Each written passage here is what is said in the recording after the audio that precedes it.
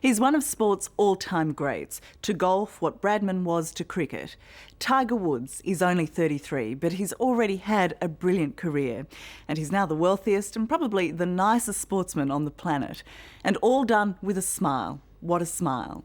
But beneath all that toothy niceness lurks a real tiger. This guy is the ultimate competitor, and that's what makes him so thrilling to watch. This week, Tiger Mania comes to our shores when Woods competes at the Australian Masters in Melbourne. Just by showing up, he'll make the tournament a roaring success. But that's not enough for Tiger Woods. Every time he walks out to the tee, he's hunting for a win.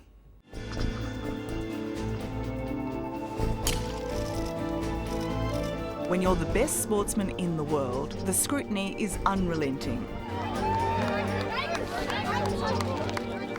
Even when you're just out practicing your game. There are always countless camera lenses and thousands of eyes trained on Tiger Woods' every move. Mostly it's in awe. How can one man make the complicated and often unfair ways of golf look so simple?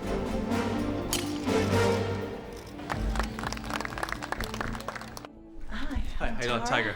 Tiger Woods rarely agrees to interviews. He's so famous, he doesn't have to. Your time today. You got it. How's that knee of yours? Oh, that's great.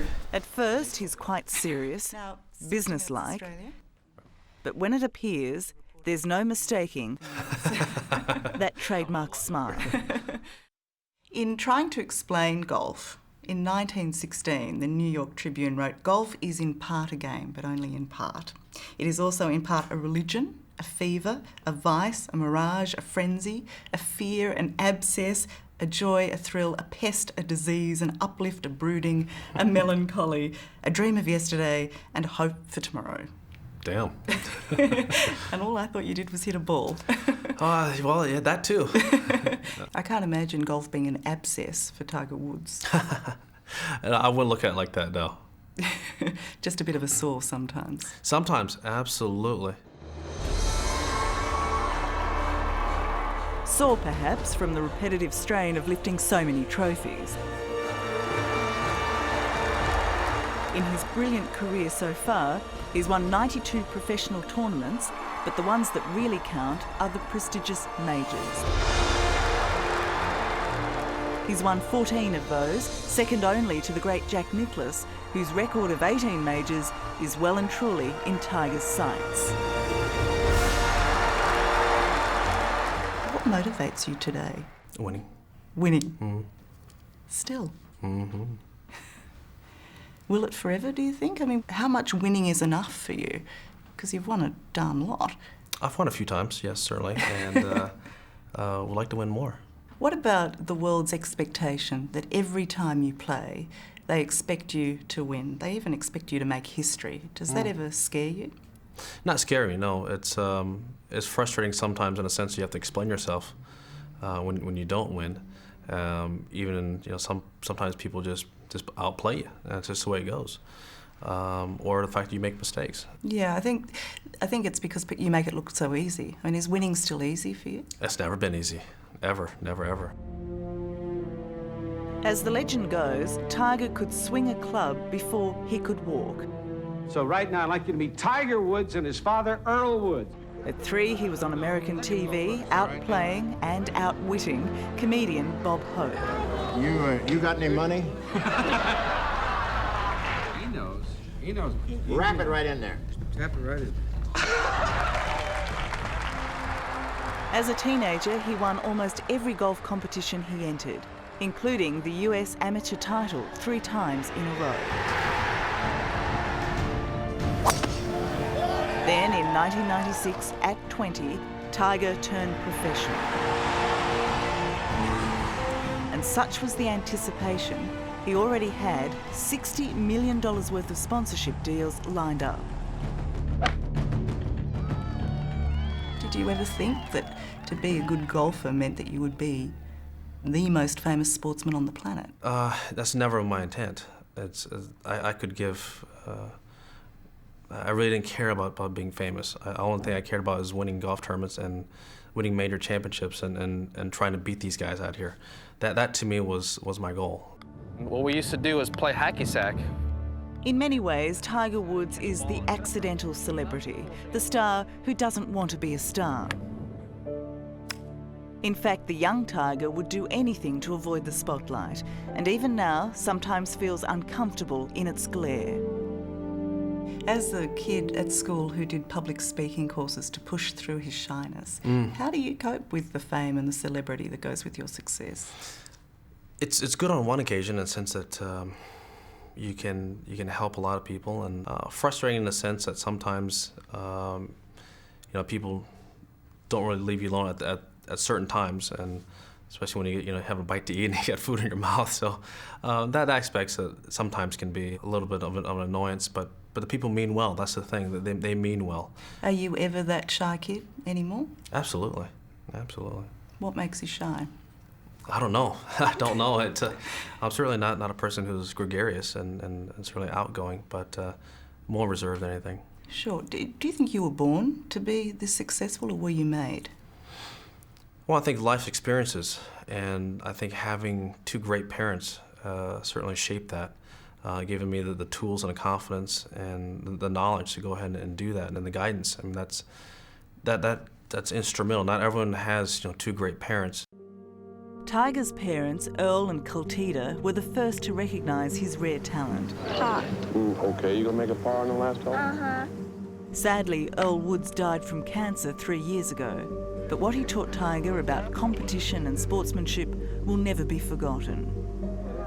We went at each other all the time of just trying to beat each other because it was so much fun, and it was all good natured. That's the thing. It was never bad-hearted or anything like that, and we loved each other so much on so many different levels. Our relationship was very unique and very different because we weren't just a father-son.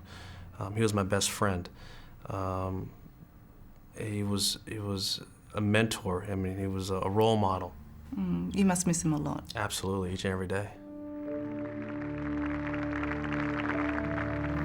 Do you think you have to be pushed to be a champion? No, I think ultimately it's up to the person.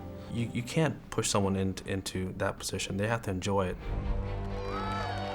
What's not to enjoy about this? He smashes the ball a huge distance. And gets a nice kick out into the fairway. It's good now. Yeah. There's his pinpoint accuracy. Topped off with the never-flinching ability to sink the longest and most important parts. Expect anything different? But before we deify him too much, remember this Tiger's human, and golf's an unpredictable sport.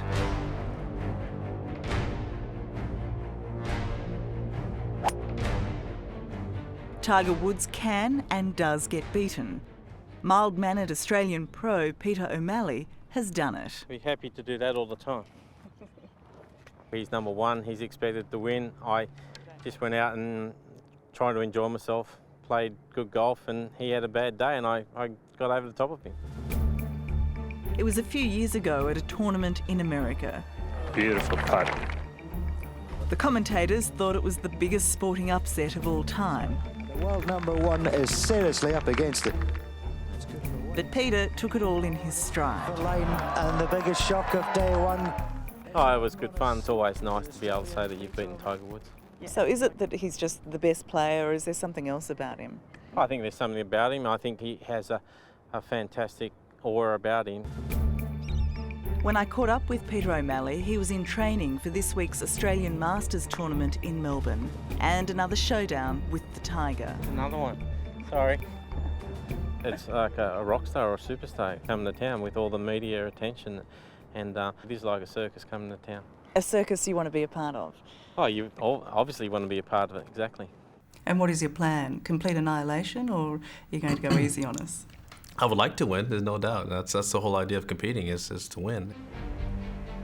In fact, just by turning up in Melbourne, Tiger Woods will get $3 million American plus expenses. But for the organisers and the sponsors, he's worth every cent. The event is already a sellout. Success sells, and there's no one more marketable than Tiger Woods. He brings so much money to golf, he's now being called the world's first billionaire sportsman. I wish I made that much. It's a ridiculous amount of money. We're talking about golf. This is true. This is very true. Oh, good on you for achieving it, but it is ridiculous, isn't it? That's all you're going to say about it? Well, as I said, I wish I made that much. Well, how much have you made then? Not that. Close? Not that. Will you, one day? I don't know. I don't know. Is that a driving force? No, never, ever. Tiger maintains golf has never been his first priority. His family is, and with wife Elin Nordegren, his family is growing. They now have 2 children, 2.5-year-old daughter Sam and son Charlie, 9 months old. As a parent, how has that changed you as a golfer and as a person? Lack of sleep. Lack of sleep. I don't sleep a whole lot, but now I sleep a hell of a lot less, and it puts things in perspective, real fast. Going through, watching my dad get sick, and ultimately passing, and then the birth of my 2 kids. It's pretty special to see my kids light up and see the smile on their faces. Do you plan on shaping your children's talents? I wouldn't say necessarily shaping their talents. I think providing the environment for them to choose whatever they want to choose and be successful and be leaders in their own right. And hopefully, Elin and I can do that for our kids. Do they have any talents? I don't know. I don't know. A little young. Not playing golf behind your back or anything? Not that I know of. Mine's not very good. No doubt Tiger makes a great dad. His regard for children is legendary. He's poured millions of his own money into supporting disadvantaged kids through specially designed learning centres and scholarships. What are you trying to achieve through your foundation? What is the help that you're trying to give? Trying to give these kids a chance in life. They're our future, and it's sad to see these kids going through abuse and neglect, and you don't ever want to see that in a child's face. Look out! It's hard to believe Tiger Woods is still just 33 years old. Number 4 for Tiger. If he wants, he's got decades left in the sport, and who knows what the record books will say when he finally decides to give golf away. Another epic here at Augusta. Not that there's any talk of retirement yet. If I can give 100% and feel that my best is still good enough to win, then I'll keep playing.